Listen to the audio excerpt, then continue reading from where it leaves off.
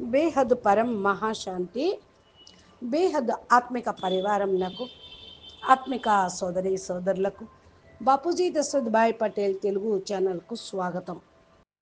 ఈరోజు మనము అనంత్ భాయ్ మంజు బెహన్ ద్వారా మధ్య జరిగినటువంటి పోడ్కాస్ట్ క్వశ్చన్ ఆన్సర్స్, ఆత్మ జ్ఞానం యొక్క పరిశోధన, ధ్యానము, యోగము మరియు ఆత్మ యొక్క రహస్యం గురించి జరిగినటువంటి సంభాషణ ప్రశ్నోత్తరాల రూపంలో మనము ఈరోజు తెలుసుకుందాము.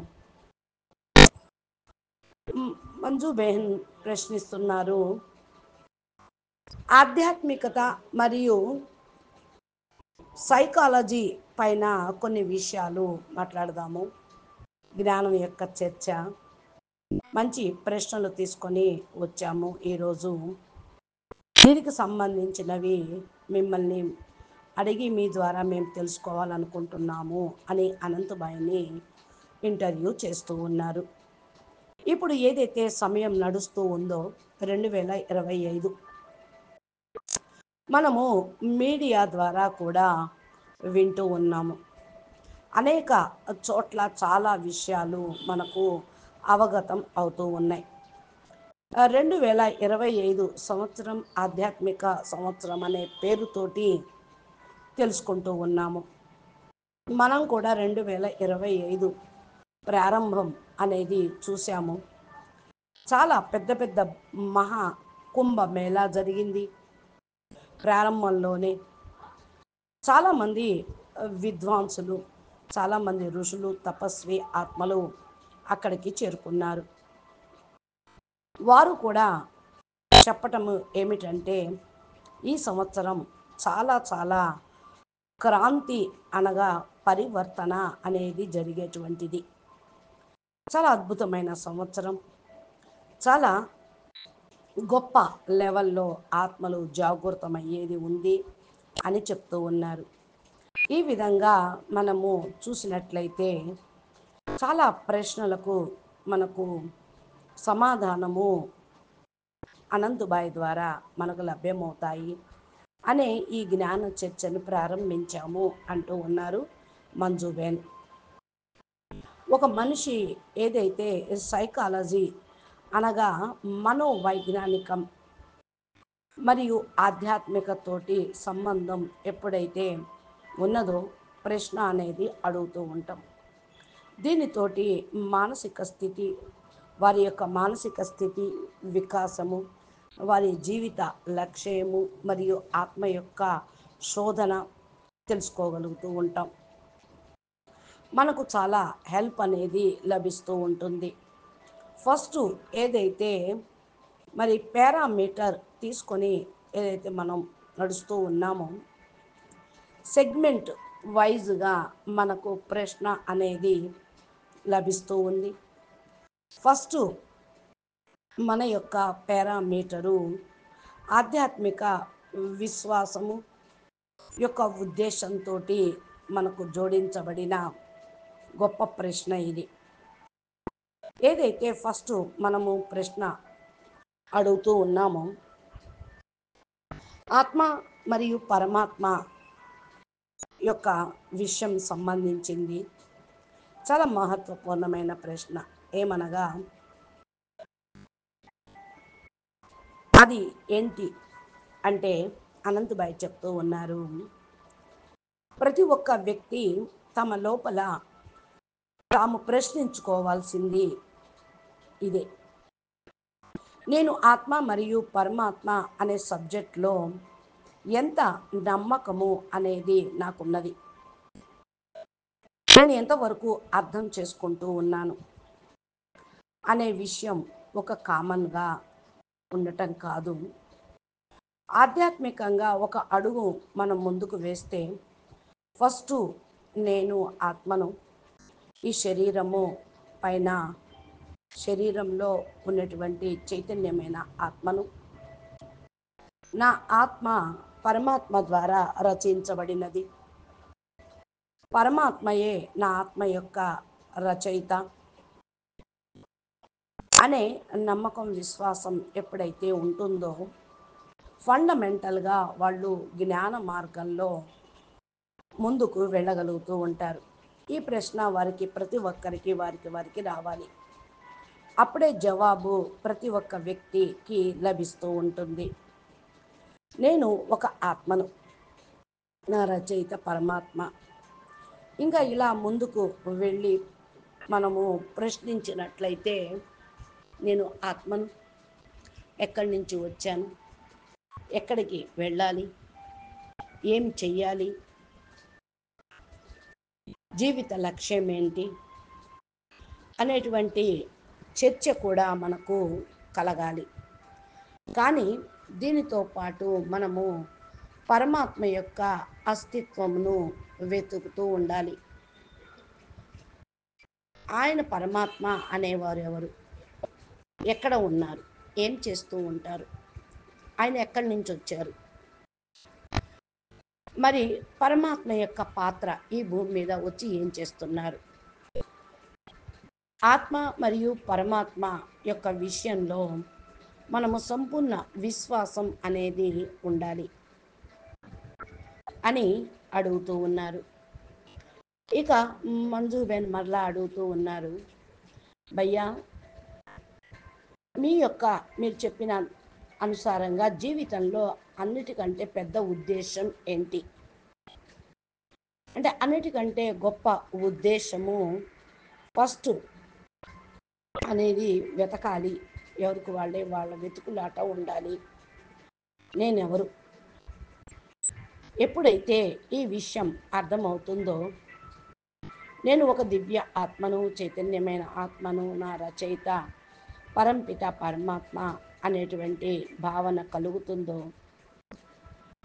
అప్పుడు చిన్న పిల్లలు వెతుకుతూ ఉన్నట్టుగా మనకు స్టార్టింగ్ ఆధ్యాత్మిక మార్గము అనేది జరుగుతూ ఉంటుంది. అన్నిటికంటే ఫస్ట్ ఆలోచన అనేది రావాలి. నా తల్లిదండ్రులు ఎక్కడున్నారు, ఎవరు అనేది దానికి ఎప్పటి వరకు అయితే సమాధానం లభించదో అప్పటి వరకు కూడా జీవితంలో వెతుకులాటే ఉండాలి. ఇలాగే ఆధ్యాత్మ అన్నిటికంటే చాలా గొప్ప క్వశ్చన్ ఉంటుంది. నేను తమ యొక్క ఆత్మ ఐడెంటిటీ అర్థం చేసుకోవాలి, ఆ యొక్క పరమాత్మను వెతకాలి అనే భావన వస్తుంది అని అంటూ ఉన్నారు. మళ్ళీ బెహెన్జీ అడుగుతూ ఉన్నారు, మీకు ఎప్పుడు అనుభవం అయినది ఆత్మ ఉన్నతమైన శక్తితోటి ఏ యొక్క శక్తితోటి కనెక్ట్ అయింది, ఇది మీకు ఎప్పుడు ఫీల్ అయ్యారు, ఎప్పుడు అనుభవం అయింది అని అడుగుతూ ఉన్నారు. అనంతభాయ్ దీని సమాధానం చెప్తూ ఉన్నారు, ఇదే మన యొక్క దౌర్భాగ్యము, లేక ఇది ఒక మాయ అనుకోవాలి. వాయుమండలం ఇలా తయారైంది, మనము సదా పరమాత్మతోటి కనెక్ట్ అయ్యే ఉన్నాము. ఏ విధంగా మాట్లాడుతూ ఉంటాము, అదే విధంగా మనము కనెక్షన్ జోడించాలి. ప్రతి ఒక్క సెకండు కూడా తయారై ఉండాలి. ఇది మాయ యొక్క ఆవరణ. అదే మనకు అన్ని విషయాలు అర్థం చేస్తూ ఉంటుంది. మనము ఏదైతే మూల స్వరూపమును, మూల సంస్కారమును, స్వభావమును అర్థం చేసుకుంటూ ఉంటామో, దాని నుండి మనము బయటపడగలుగుతూ ఉంటాం. మనము మాయని పిలుస్తూ ఉంటాం. మాయ ఏదైతే ఉందో ప్రతి సెకండు మనల్ని చిక్కుల్లో పడేస్తూ ఉంటుంది, తమ స్వరూపం నుండి దూరంగా తీసుకొని వెళ్తూ ఉంటుంది. అందుకనే సదా మనము పరమాత్మతోటి కనెక్ట్ అయ్యే ఉండాలి. ఈరోజు కాదు, రేపైనా ఈరోజు కూడా మనము ఇదే దృఢ నిశ్చయంలో ఉండాలి. ఈయనే మన యొక్క రచయిత, ఈయనే మనల్ని నడిపించేవాడు అనే నిశ్చయము ఉండాలి. ఈ నిశ్చయము ఉన్నప్పుడే అదే మనకు శక్తిని ఇస్తూ ఉంటుంది, ముందుకు తీసుకొని వెళ్తూ ఉంటుంది. ఈ విశ్వాసమే మనకు బలాన్ని చేకూరుస్తుంది. ఇక మంజు బెహన్ అంటున్నారు,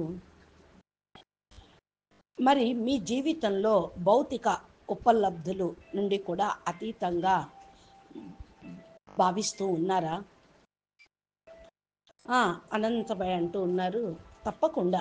నేను జీవితానికి వాల్యూ ఎప్పుడు అర్థం చేసుకున్నాను అంటే, భౌతిక వస్తువులు ఏ ఉన్నప్పటికీ కూడా భౌతిక సాధనాలు, సుఖ సాధనాలు ఏమీ లేనప్పటికీ కూడా రెండు సమానంగా ఉండాలి. ఇది ఏదైతే జీవన విధానం ఉన్నదో ఇక్కడ దీని యొక్క మూల్యం జబర్దస్త్గా ఉంటుంది. ఏ విధంగా ప్రతి ఒక్క వ్యక్తి, ప్రతి ఒక్కరూ వారి జీవితంలో స్వయం ముఖ్యమైనటువంటి విషయాన్ని అర్థం చేసుకోవాలి. ఏ వ్యక్తి యొక్క ఆలోచన తమ యొక్క చదువు, సంస్కారాన్ని పట్టే వస్తూ ఉంటాయి. చూడండి, డ్రైవర్గా ఉన్నటువంటి వాళ్ళ పిల్లలు డ్రైవర్గానే ఉంటారా? లా ఓనర్గా కారా? జీవితం నుండి బయటపడవచ్చు, జీవితం పరివర్తన కావచ్చు. ఎవరైనా చూడండి, మరి కూరగాయలు అమ్మేవాడి జీవితం నుండి బయటపడగలుగుతారా? బిజినెస్ని చిన్న పెద్ద అయినా సరే వదిలేసి వాళ్ళ జీవితాల నుండి బయటపడతారా అంటే అది ఎట్లేమీ జరగవు. జీవితాన్ని సద్వినియోగం చేసుకుంటారు, జీవితాన్ని అర్థం చేసుకుంటారు. జీవితం నుండి బయటపడటం కాదు, జీవితాన్ని అర్థం చేసుకోవటం. పిచ్చివాళ్ళ జీవితం అనేది కాదు, పరమాత్మ ప్రాప్తి అనేది ఉండాలి. ఆత్మ స్వరూపం యొక్క ప్రాప్తి ఉండాలి. మిమ్మల్ని మీరు మీ జీవితాన్ని అర్థం చేసుకున్నప్పుడే, విలువను తెలుసుకున్నప్పుడే అది మీకు లభిస్తూ ఉంటుంది. జీవితం యొక్క విలువే లేదనుకోండి, భౌతిక వస్తువుల పైన ఆధారపడే ఉంటూ ఉంటారు. అందుకని మిమ్మల్ని మీరు పరిశీలన చేసుకోండి, ఆలోచించండి, చూసుకోండి. భౌతిక వస్తువులు ఏమి ఉన్నా లేకపోయినా మీ జీవితం నిర్భయంగానే ఉంటుంది. మీ యొక్క చైతన్యమైనటువంటి స్థరము, స్టేజీ ఏ తేడా అనేది ఉండనే ఉండదు. జ్ఞానంతో ఆలోచించాలి, అప్పుడే జ్ఞానం యొక్క చైతన్యం స్థిరంగా ఉంటుంది. అప్పుడే మీ జీవితం యొక్క వాల్యూ కూడా అర్థమవుతుంది. జీవితం చాలా మహత్వపూర్ణమైనది. చాలామంది పైసల కోసం తమను అమ్ముకుంటూ ఉంటారు. తమ యొక్క మనసు, బుద్ధి, సంస్కారాన్ని కూడా అమ్ముకుంటారు. ఎప్పుడైతే వాళ్ళ యొక్క రియల్ ఐడెంటిటీ అర్థమవుతుందో అప్పుడు నేను ఏమి కొనలేను అనేది తెలుస్తుంది. నన్నెవరు కొనలేరు, నేను చాలా అమూల్యమైన ఆత్మను, పరమాత్మయే నాకు ఇంత విలువను, గౌరవాన్ని ఇచ్చారు, తయారు చేశారు గొప్పగా. జీవితం యొక్క అర్థము గ్రహించగలిగాము. అప్పుడే జీవితం యొక్క విలువ అర్థమవుతుంది. భౌతిక వస్తువుల నుండి తమ యొక్క మూల్యం కూడా నిర్ణయించబడుతూ ఉంది. నువ్వు అర్థం చేసుకో. 2 పైసల యొక్క విలువ లేని వాళ్ళు ఏం చేయగలరు?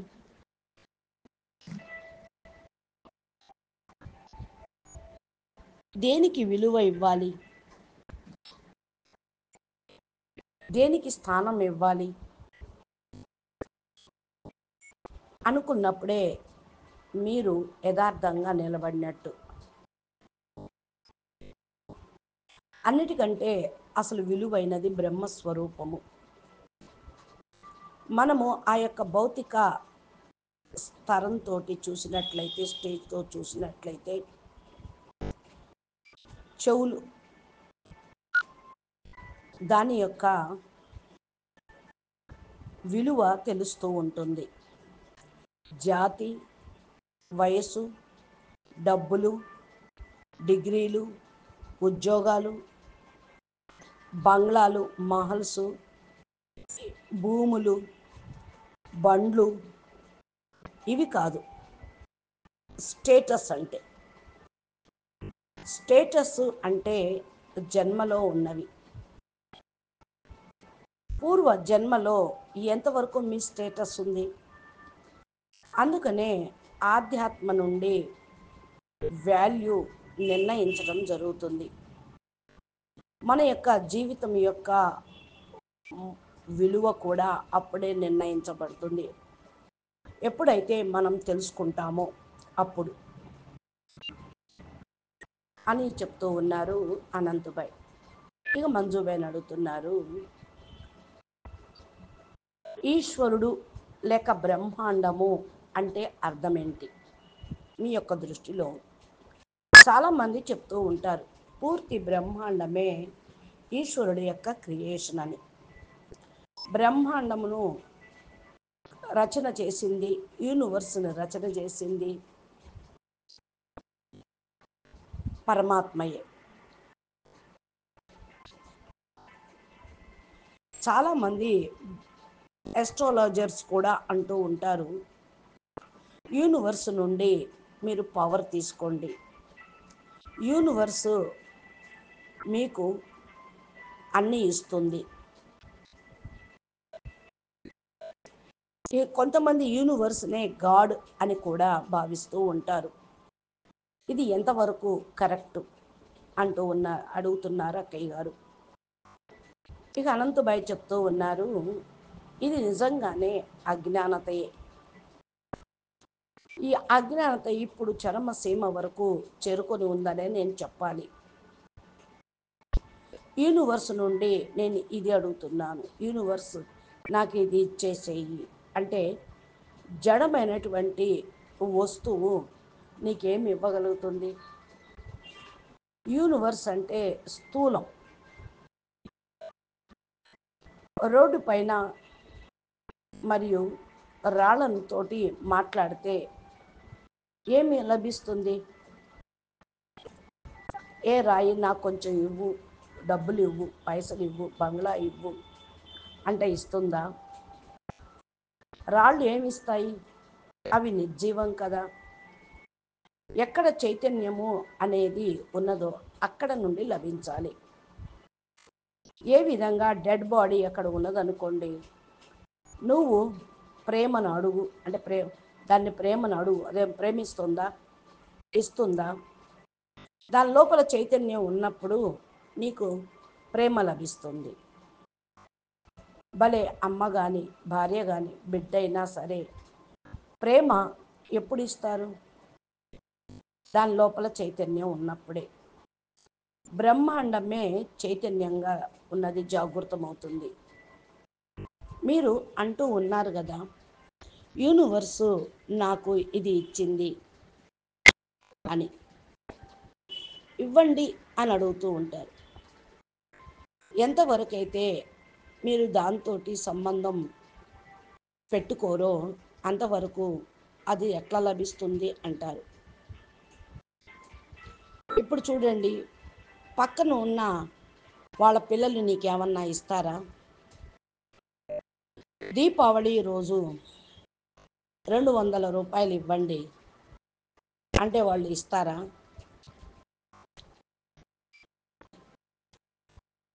జీవితాన్ని మొత్తము చూసినా ఎదురు చూసినా వాళ్ళు ఇవ్వరు. వాళ్ళు వాళ్ళ పిల్లలకి ఇస్తూ ఉంటారు. ఎంతవరకు అయితే బ్రహ్మాండం యొక్క రచయిత శివుడు, గెలాక్సీకి రచయిత మహాశివుడు, పరమహాశివుడు అని మనం తెలుసుకోమో అంతవరకు కనెక్షన్ జోడించలేము. సంబంధమే లేకపోతే ప్రేమ లేదు, ప్రాపర్టీ లేదు. తమ ఆత్మ రచయిత ని ఒప్పుకోకపోతే అంతవరకు ఏమిస్తుంది? కనెక్షన్ కూడా లేనే లేదు, ఏమీ లభించేది కాదు అంటూ ఉన్నారు. ఇక బెంజీ అంటున్నారు, అడుగుతున్నారు, కరెక్టే, స్వయంని తెలుసుకోవటం తప్పనిసరి. స్వయంను గుర్తించి పరమాత్మను తెలుసుకుంటేనే అప్పుడే కనెక్ట్ కాగలుగుతారు. ఆ కనెక్షన్ నుండే వారసత్వం వస్తుంది. యూనివర్స్ నుండి అడిగిన ఎంతవరకు అది సంభవం అవుతుంది? ఫస్ట్ స్వయంను తెలుసుకోవాలి, చైతన్యమైన స్థితిలో ఉండాలి, జాగృతం అవ్వాలి. దాని తర్వాతే పరమాత్మను వెతకాలి. ఒక లోపల ఆకలి తప్పులు వెతుకులాట అనేది ఉంటుంది. ఇక రెండోది మన యొక్క శృంఖల ఏమిటి అనగా ధ్యానము మరియు ఆత్మ జాగృత. ఫస్ట్ ప్రశ్న ఇదే వస్తుంది. మీరు నిమిత్త రూపంతో ధ్యానము మరియు యోగం యొక్క సాధన చేస్తూ ఉన్నారు. అనంత్ భయ్యాడు చెప్తూ ఉన్నారు, నిరంతరం మీరు అభ్యాసం చేస్తూ ఉన్నారు కదా అని. నియమిత రూపంలో ధ్యానము యోగము సాధన మంది ఎప్పుడు నడుస్తూ ఉండాలి. అనేక సార్లు మనము ఇదే ఆలోచించాలి. ఓ ప్రదేశంలో కూర్చొని స్పెసిఫికల్గా అంటే ప్రత్యేకంగా మనం ఏదైతే చేస్తామో అంటామో అది 1 గంటలో పూర్తి చేయగలం. ఇది జీవిత లక్ష్యంగా పెట్టుకొని లక్ష్యాన్ని సాధించటానికి సాధన అవసరము. ప్రతి ఒక్క కర్మ కూడా ధ్యానము మరియు సాధనగా కావాలి. సాధన అంటే పూర్తిగా లక్ష్యాన్ని చేరుకోవటం. అర్జునుడు బాణం కూడా సీదా వేశాడు, లక్ష్యాన్ని చేరుకున్నాడు. ఎంతవరకైతే లక్ష్యం పూర్తి కాదో కార్యాన్ని కూడా మీరు పైన చేయలేరు. మన కర్మ యోగులము, రాజయోగులము, ధ్యాన యోగము చేస్తూ ఉన్నాం. ప్రతి సెకండు లక్ష్యం పైన మనము కాన్సన్ట్రేషన్ పెట్టాలి. రియల్లో సాధన అనేది ఇదే. చాలామంది ఈ విషయాన్ని మర్చిపోతూ ఉంటారు. జ్ఞాన యోగంలో కూర్చొని ఆత్మ పరమాత్మ గురించి ఆలోచిస్తూ జీవితాన్ని నార్మల్ జీవితంగా జీవించాలి. మన జీవితము రాముడుక కాముడుక? మనము ఆ సమయంలో నిర్ణయించుకుంటే లక్ష్యానికి ఎంత దూరంలో ఉన్నామో తెలుస్తుంది. రాముడు వాళ్ళమైతే లక్ష్యాన్ని చేరుకుంటాం, కాముడు వాళ్ళకైతే దూరమే అయిపోతూ ఉంటుంది. సదా పరమాత్మని జ్ఞాపకం చెయ్యాలి. పరమాత్మ ప్రాప్తిని పొందాలి అంటే మోక్ష ప్రాప్తియే టెంపరీగా మనకు లభిస్తుంది.